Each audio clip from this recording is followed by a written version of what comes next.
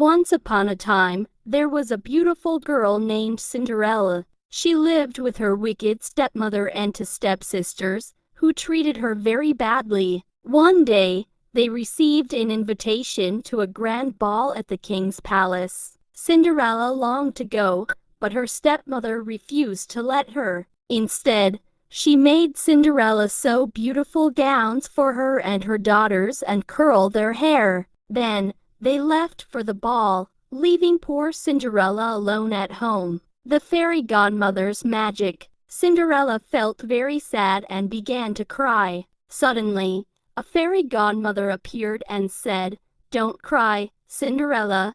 I will send you to the ball." Cinderella wiped her tears and said, "But I don't have a gown to wear for the ball." The fairy godmother waved her magic wand, and in an instant, Cinderella's old clothes turned into a beautiful gown. Then, with another touch of her wand, she gave Cinderella shimmering glass slippers. "But how will I get there?" Cinderella asked. The fairy godmother noticed 6 mice playing near a pumpkin in the kitchen. She waved her wand again. The pumpkin transformed into a golden coach. The mice became 4 black horses and 2 coachmen. Cinderella was overjoyed and climbed into the coach. Before she left, the fairy godmother warned her, "Cinderella, this magic will only last until midnight. You must return home before then." The grand ball. When Cinderella arrived at the palace, everyone was struck by her beauty. Even her stepmother and stepsisters did not recognize her.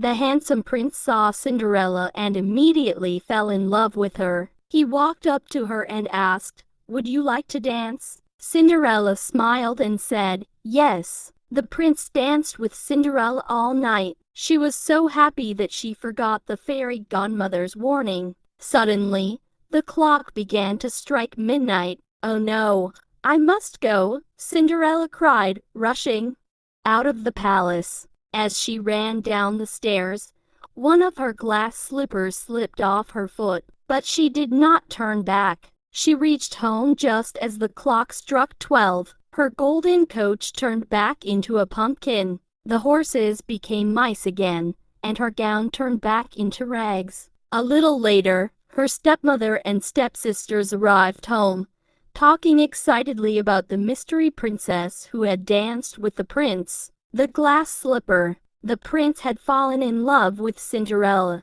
but he did not even know her name. All he had was the glass slipper she had left. "I will find her. The lady whose foot fits this slipper will be my bride," he declared. The next day, the prince and his servants traveled through the kingdom with the glass slipper. Every woman in the land tried it on, but it fit none of them. Cinderella's stepsisters also tried on the slipper. They squeezed their feet, pushed hard, but it was no use. The slipper was too small. The stepmother refused to let Cinderella try on the slipper, but the prince saw her and said, "Let her try it on." Cinderella gently slid her foot into the slipper. It fit perfectly. The prince recognized her instantly. "You are the one I danced with at the ball," he exclaimed joyfully. Happily ever after, the prince married Cinderella, and they lived happily ever after.